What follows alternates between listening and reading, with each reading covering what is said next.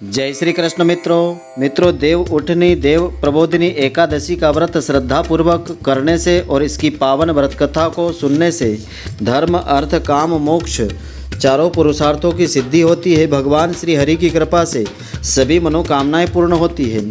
तो मित्रों, आज आपको हम देव प्रबोधिनी देव उठनी एकादशी की व्रत कथा और इसकी पूजा विधि बताएंगे, तो आप पूरे वीडियो को ध्यानपूर्वक अवश्य देखें। तो मित्रों, आप सभी का बहुत बहुत स्वागत है आपके अपने ही चैनल एस्ट्रो गुरुजी में। यदि आपने अभी तक हमारे चैनल को सब्सक्राइब यदि नहीं किया हो तो अभी सब्सक्राइब कर लें और बेल आइकन को अवश्य दबाएं, जिससे हमारे अगले आने वाले नए वीडियो की नोटिफिकेशन सबसे पहले आपके पास पहुंचे। आप नित्य नई नई ज्ञानवर्धक जानकारियां व नित्य का राशिफल हमारे चैनल से प्राप्त करते रहें। तो देव उठनी एकादशी प्रतिवर्ष कार्तिक मास के शुक्ल पक्ष की एकादशी तिथि को मनाई जाती है, जो इस साल 12 नवंबर 2024 को रहेगी। तो इस दिन श्रद्धालु जन भगवान विष्णु जी की पूजा अर्चना करते हैं। धर्मशास्त्रों के अनुसार इस दिन भगवान विष्णु जी अपनी 4 महीने की योग निद्रा के बाद जागृत होते हैं, इसीलिए इस दिन देवों को उठाने की अनोखी परंपरा निभाई जाती है। इसके अलावा कई जगहों पर इस दिन तुलसी विवाह का आयोजन किया जाता है।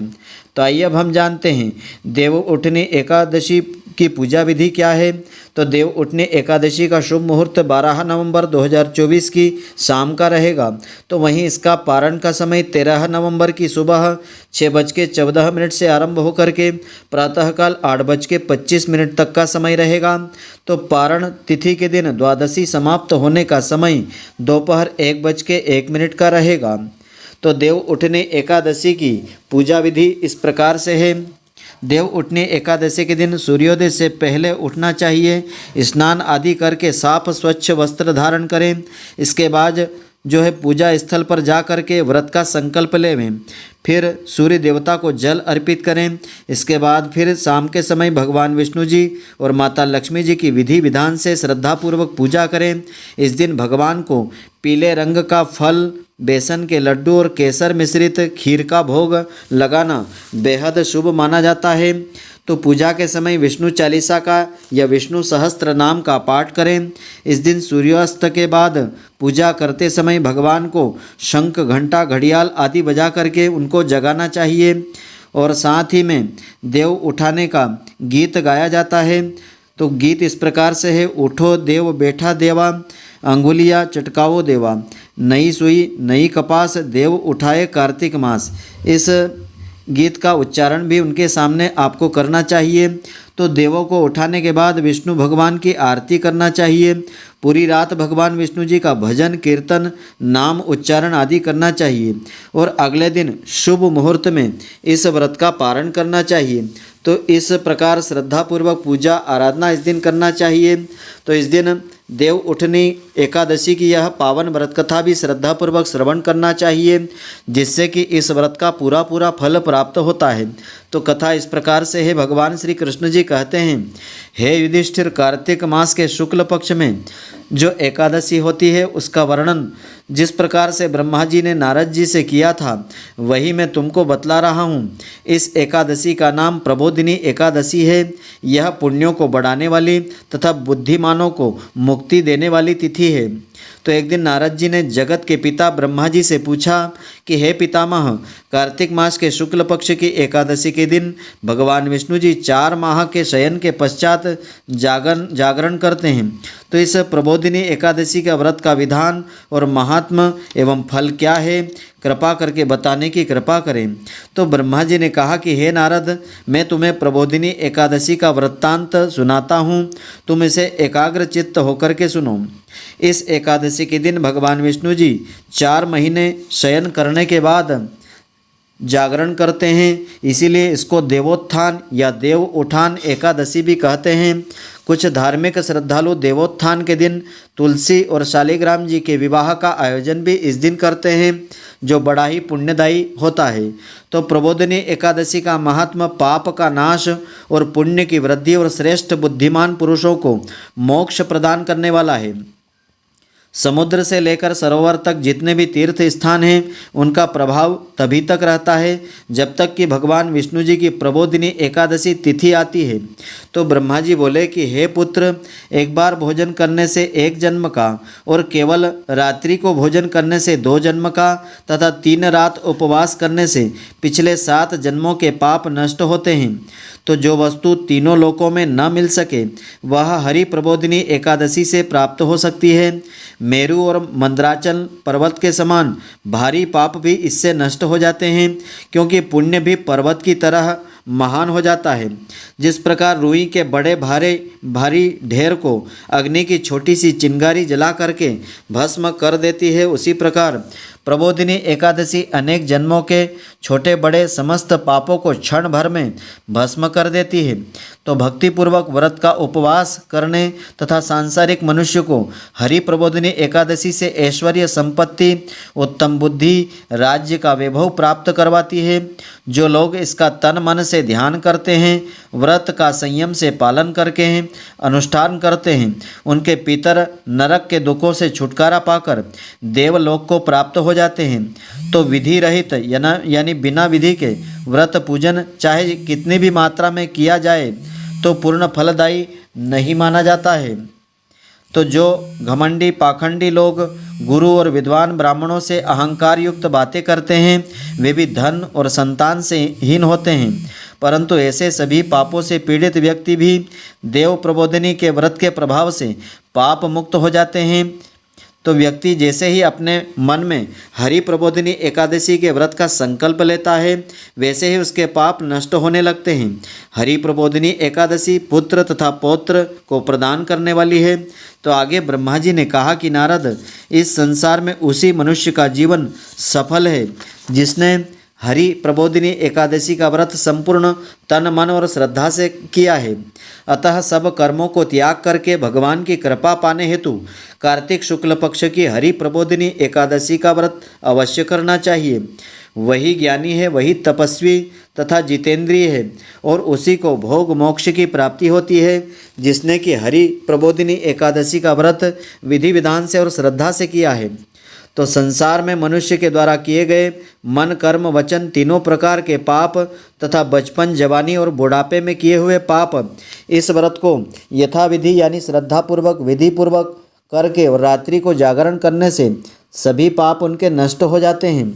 जो कार्तिक मास में धर्मपरायण होकर के अन्न का त्याग करते हैं, उन्हें चांद्रायण व्रत का फल प्राप्त होता है।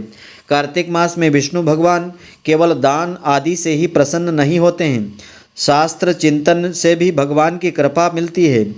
तो कार्तिक मास में जो भगवान विष्णु जी की कथा पढ़ते हैं या सुनते हैं या सुनाते हैं, उनको उचित फल प्राप्त होते हैं। अतः अन्य सब व्रतों को छोड़ करके कार्तिक मास में भगवान विष्णु जी की भक्ति देने वाली कथा पढ़नी या सुनना चाहिए। जो कल्याण के लिए कार्तिक मास में हरि कथा करते हैं, उन्हें 100 गौ दान के जैसा फल प्राप्त होता है। या कथा का प्रबंध करते हैं, वे अपना और कुटुंब की 100 पीढ़ियों का उद्धार कर देते हैं। जो नियम पूर्वक हरि कथा सुनते हैं, वे भी अनंत फलों को प्राप्त कर लेते हैं। ध्यान मग्न हो ब्रह्मा जी के यह वचन सुनकर के नारद जी ने कहा कि हे भगवान, प्रबोधिनी एकादशी के व्रत की विधि विस्तार पूर्वक बताने की कृपा करें। तो आगे ब्रह्मा जी कहते हैं कि नारद, ब्रह्म मुहूर्त में जब 2 घड़ी रात्रि रह जाए तब उठना चाहिए और सोच आदि से निवृत्त होकर के कुल्ला दातुन आदि करने के बाद नदी, तालाब, कुआं, बावड़ी या घर में ही जैसा संभव हो स्नान कर लेवे। फिर भगवान की पूजा करके कथा सुने और एकादशी व्रत का नियम ग्रहण करें। तो उस समय भगवान को साक्षी मान करके संकल्प करें कि हे प्रभु, मैं आपकी शरण में आया हूँ और आज मैं निराहार रह करके व्रत करूँगा। मुझे उचित शक्ति और धैर्य प्रदान करके आप मेरी रक्षा कीजिए। उसके बाद श्रद्धा विश्वास के साथ व्रत और भजन कीर्तन करें, शास्त्रों का पाठ करें और कथा को सुनें। रात्रि को भगवान विष्णु जी के आगे प्रबोधिनी एकादशी के दिन अपनी सामर्थ्य से पुष्प, फल, धूप, दीप, नैवेद्य आदि से विष्णु भगवान का पूजन अर्चन करें। शंख के में जल भर करके भगवान को अर्घ्य देवें। तो कार्तिक मास में बिल्व पत्र से भगवान की पूजा करने पर अपार पुण्य फलों की प्राप्ति होती है। जो व्रती अगस्त्य के फूलों से भगवान का पूजन करते हैं, उनसे इंद्र देवता प्रसन्न होते हैं। और जो स्त्री पुरुष जो है कार्तिक मास में तुलसी पत्र मंजरी से भगवान का पूजन अर्चन करते हैं, उनके पिछले अनेक पाप नष्ट हो जाते हैं। तुलसी का दर्शन स्पर्श करने और तुलसी जी की कथा कहने, स्तुति करने और तुलसी जी का पौधा लगाने से और जल से सिंचन करने से और प्रतिदिन पूजन आरती सेवा करने से विष्णु लोक मिल जाता है। तो हे मुनि, बोई हुई तुलसी जितनी जड़ों का विस्तार करती है, उतने ही विस्तार से तुलसी रोपण करने वाले व्यक्ति के पुण्यों का विस्तार होता रहता है।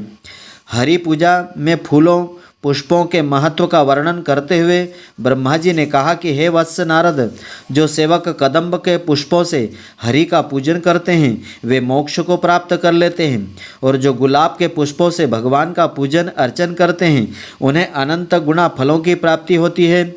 और जो बकुल और अशोक के पुष्पों से भगवान का पूजन अर्चन करते हैं, सूर्य चंद्रमा के रहने तक उनको किसी प्रकार का दुख नहीं होता है। जो भक्त सफ़ेद या लाल कनेर के पुष्पों से भगवान का पूजन अर्चन करते हैं, उन पर भी चारों युगों में देवता प्रसन्न रहते हैं। और दूर्वा के अंकुरों से भगवान की पूजा करने वाले 100 गुना पुण्य को प्राप्त कर लेते हैं। हे नारद, शमी के पत्र से पूजा करने वाले भक्तजन को यमराज से छुटकारा मिल जाता है। वर्षा ऋतु में चंपा के फूलों से जो भगवान विष्णु जी की पूजा करते हैं उनको पूर्व जन्म से मुक्ति मिल जाती है। इस प्रकार रात्रि को भगवान का पूजन कर प्रातःकाल होने पर नदी तालाब आदि पर जाएं, वहाँ पर स्नान जप तथा नित्य कर्म से निवृत्त होकर के फिर अपने घर आकर के विधि पूर्वक भगवान केशव का पूजन करें। व्रत की समाप्ति पर सुपात्र विद्वान ब्राह्मणों को भोजन करवा करके वस्त्र दक्षिणा आदि दान में देवें, उनको संतुष्ट करें और भगवान से क्षमा याचना करें। इसके पश्चात भोजन दक्षिणा देकर गुरु का पूजन करें। तो जो वस्तु व्रत के शुरू में छोड़ने का निश्चय किया है वह ब्राह्मणों को दान दक्षिणा में देवें। तो हे राजन, रात्रि में भोजन करने वाला मनुष्य ब्राह्मणों को भोजन करावे और दान करें। जो मनुष्य फलों का त्यागे वही उन्हीं फलों का दान करें। तेल छोड़ने पर घी और घी छोड़ने पर दूध का दान करें। अन्न छोड़ने पर चावल का दान इसमें किया जाता है। जो भूमि शयन का व्रत लेते हैं उनको शैया दान करना चाहिए। सब सामग्री सहित दान में देना चाहिए। मौन व्रत धारण करने वाले जो ब्राह्मण और ब्राह्मणी को घी तथा मिठाई का भोजन करवाते हैं उनको अनंत गुना फलों की प्राप्ति होती है।